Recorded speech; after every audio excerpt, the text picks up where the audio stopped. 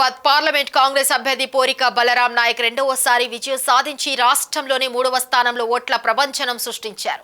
7 assembly నియోజకవర్గ కేంద్రాలలో ఎక్కడా తగ్గకుండా తన సత్తా చాటారు.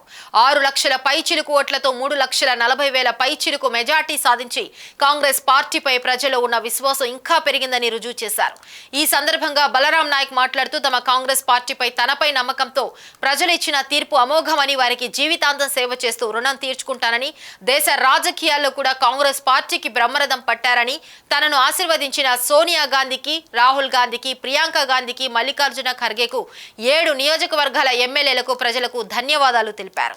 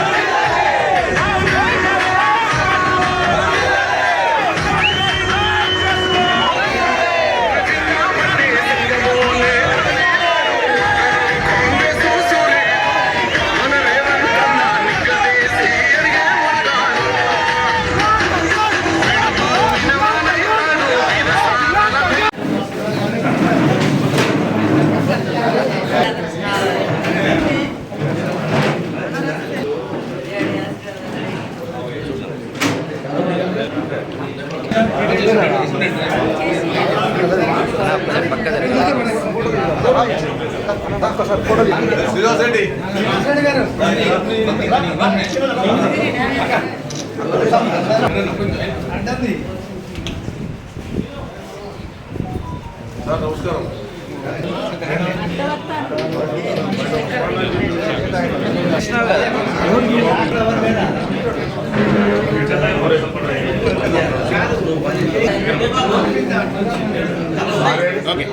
నేను చూసుకుంటాను.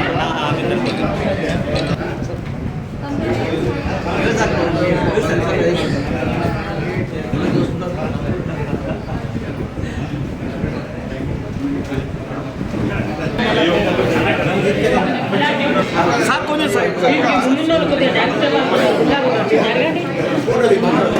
సార్